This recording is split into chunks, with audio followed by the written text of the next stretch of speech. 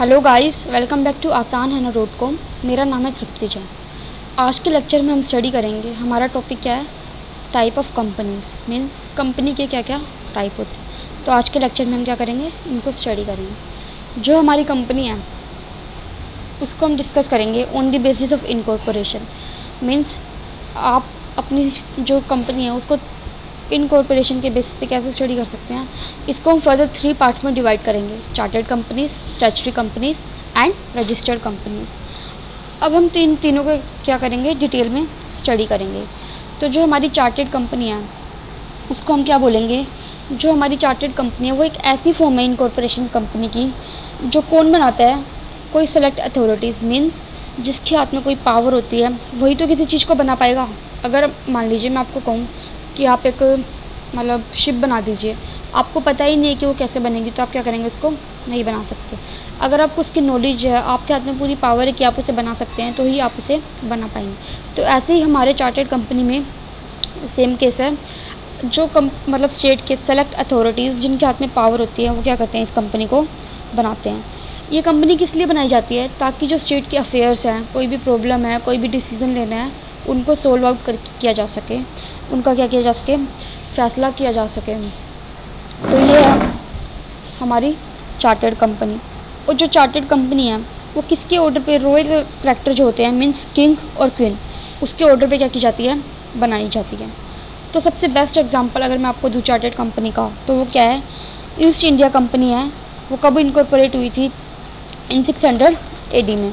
तो ये क्या है, हमारी चार्टर्ड कंपनी, जिसको कौन बनाता है, पावरफुल अथॉरिटीज़ बनाती है। किस चीज़ के लिए, कोई भी मतलब अफेयर्स को स्टेट के कंडक्ट करने के लिए। उसके बाद सेकंड पर हम आते हैं स्टैट्यूटरी कंपनी। अगर मैं आपसे पूछूं कि स्टैट्यूटरी कंपनी क्या है, तो आप क्या कहेंगे, स्टैट्यूटरी कंपनी एक ऐसी कंपनी है जिसको कौन इनकॉर्पोरेट करता है, मीन्स कौन रजिस्टर करता है, या तो पार्लियामेंट या फिर स्टेट लेजिस्लेचर। मीन्स आपका जो कानून है वो क्या करता है, उसको बनाता है। जो हमारी कंपनी है वो एक सेपरेट एक्ट के अंदर क्या की जाती है, रजिस्टर्ड की जाती है। मीन्स जैसे मैं आपको एग्जांपल दूं तो आप क्या लेके चलेंगे, रिजर्व बैंक ऑफ इंडिया क्या है, अलग से एक एक्ट के अंदर मेंशन है। स्टेट बैंक ऑफ इंडिया आ गया, आपका लाइफ इंश्योरेंस कॉर्पोरेशन आ गया। तो ये सारे क्या हैं, इसके एग्जाम्पल हैं स्टैट्यूटरी कंपनी के। और जो हमारी स्टैट्यूटरी कंपनी होती है इसके पीछे क्या है, लिमिटेड वर्ड लगाना क्या होता है, कंपल्सरी नहीं होता है।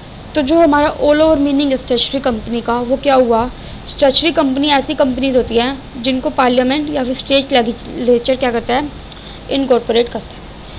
थर्ड आते हैं हम रजिस्टर्ड कंपनी की तरफ। जो हमारी रजिस्टर्ड कंपनी है वो कौन सी कंपनी होती है, मीन्स जिनको अलग से अच्छे से क्या किया जाता है, रजिस्टर्ड किया जाता है। और जो हमारी कंपनीज़ हैं उसमें जो हमारे राइट्स और लाइबिलिटीज़ होती है मेंबर्स की, वो अगर प्रोविज़न्स में, मतलब कंपनी के प्रोविज़न में है, कंपनी के आर्टिकल और एसोसिएशन या फिर मेमोरेंडम ऑफ एसोसिएशन आपको अलाउ करता है, तो ही वो उस राइट्स को या फिर लाइबिलिटीज़ को फॉलो करेंगे, अदरवाइज वो क्या करेंगे, नहीं फॉलो करेंगे। तो जो आपकी रजिस्टर्ड कंपनी है, ये प्राइवेट कंपनी भी हो सकती है और एक पब्लिक कंपनी भी हो सकती है। तो इसमें सबसे बेस्ट अगर मैं आपको एग्जाम्पल दूँ तो वो क्या है, बैंकिंग कंपनीज एक्ट, जो कब हुआ था हमारा 1949 में। तो ये बात हुई हमारी रजिस्टर्ड कंपनी की। मैंने आपको 3 पार्ट्स बताए हैं on the basis of incorporation में, chartered company, statutory company and registered company. Please अगर आपको हमारी टॉपिक में कोई प्रॉब्लम आ रही है, आपको कुछ समझ नहीं आ रहा है, तो प्लीज़ आप हमें कमेंट के थ्रू बताइए ताकि हम आपकी प्रॉब्लम को सोल्व कर सकें। उसके बाद सेकंड हम स्टडी करते हैं on the basis of liability.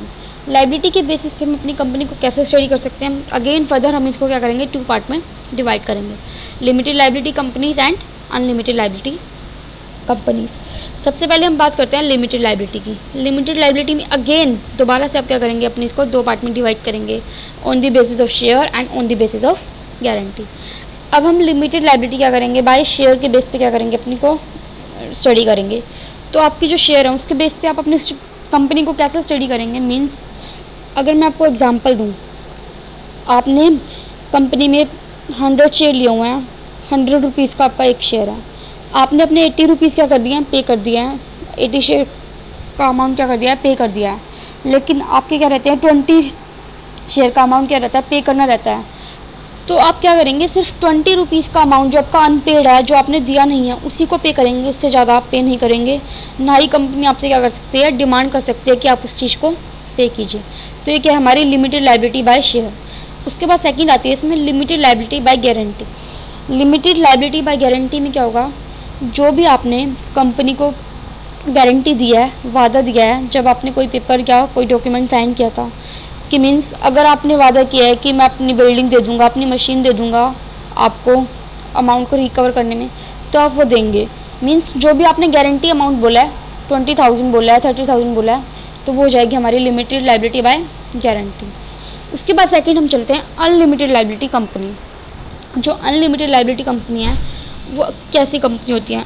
Unlimited liability company में क्या होता है, मेंबर्स की लायबिलिटी क्या होती है, अनलिमिटेड होती है। तो जो उनकी पर्सनल प्रॉपर्टी होती है, मीन्स वो क्या की जाती है, मंगाई जाती है कंपनी के द्वारा कि आप अपनी पर्सनल प्रॉपर्टी को यूज़ कीजिए। किस चीज़ के लिए, कंपनी के डेब्ट्स को पे करने के लिए। मीन्स अगर कंपनी किसी टाइम पे किसी लॉस में को सफ़र कर रही है तो क्या करेगी, आपसे डिमांड करेगी कि आप प्लीज़ अपनी जो पर्सनल प्रॉपर्टी हो क्या कीजिए, हमें दीजिए। किस चीज़ के लिए, उनके लॉस वगैरह को सफ़र करने के लिए। तो हमने दो लायबिलिटी के बेस पे दो अपनी कंपनीज को स्टडी किया है, limited liability company and unlimited liability company. उसके बाद थर्ड हम आते हैं on the basis of transferability of share. अब ट्रांसफरेबिलिटी ऑफ शेयर में आप क्या करेंगे, अपनी कंपनी को दो पार्ट में दोबारा से डिवाइड करेंगे, on private company and public company. अब अगर मैं प्राइवेट कंपनी की बात करूं, अगर मैं आपसे पूछूं कि प्राइवेट कंपनी क्या है, तो आप क्या कहेंगे। प्राइवेट कंपनी एक ऐसी कंपनी है जो मतलब जिसके कम से कम मेंबर्स कितने होने चाहिए, 2 एंड मैक्सिमम 200। बट जो हमारा सेक्शन 268 है कंपनी एक्ट 2013 का, वो क्या कहता है, प्राइवेट कंपनी एक ऐसी कंपनी है जिसकी मिनिमम पेड अप कैपिटल कितनी होनी चाहिए, 1 लाख। मतलब कम से कम कैपिटल उसकी 1 लाख रुपए होनी चाहिए। और जो हमारा एक्ट है ये वो क्या करता है, रिस्ट्रिक्शंस लगाता है प्राइवेट कंपनी में कि वो अपने शेयर्स को क्या कर सकती है, फ्रीली ट्रांसफ़र नहीं कर सकती, और पब्लिक को वो इन्वाइट नहीं कर सकती किस चीज़ के लिए, अपने शेयर्स को बेचने के लिए। क्या इन चीज़ों पे वो रिस्ट्रिक्शंस लगाता है। और जो हमारी प्राइवेट कंपनी होती है उनके पीछे जो वर्ड लिमिटेड है, प्राइवेट लिमिटेड, वो लगाना क्या होता है, कंपल्सरी होता है। उसके बाद हम बात करते हैं पब्लिक कंपनी की। जो हमारी पब्लिक कंपनी है उसको हम स्टडी कैसे करेंगे। जो हमारा कंपनी एक्ट है 271 2013 में, वो क्या कहता है, पब्लिक कंपनी एक ऐसी कंपनी है जो प्राइवेट कंपनी नहीं है, ठीक है। और इसके पीछे जो वर्ड पब्लिक है, लिमिटेड लगाना, वो भी कंपलसरी नहीं है। और जो हमारी पब्लिक कंपनी है वो क्या कहती है, जिसकी मिनिमम पेड अप कैपिटल कितने रुपए होनी चाहिए, 5 लाख रुपीज़ होनी चाहिए। उसके बाद जो हमारी पब्लिक कंपनी है वो क्या बोलती है, आप अपने शेयर्स को फ्रीली, मतलब किसी भी तरह किसी भी मेंबर्स को क्या कर सकते हैं, दे सकते हैं। आपके ऊपर कोई रिस्ट्रिक्शंस नहीं है। आप पब्लिक को इनवाइट कर सकते हैं without any issue of prospectus कि आप प्लीज़ आइए और हमारे शेयर्स को खरीदिए।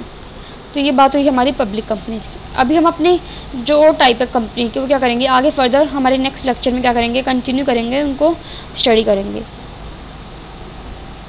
प्लीज़ आई रिक्वेस्ट यू, अगर आपको हमारे किसी भी टॉपिक में कोई प्रॉब्लम आ रही है तो प्लीज़ आप हमें कमेंट के थ्रू बताइए, ताकि हम आपकी प्रॉब्लम को क्या कर सकें, सोल्व कर सकें।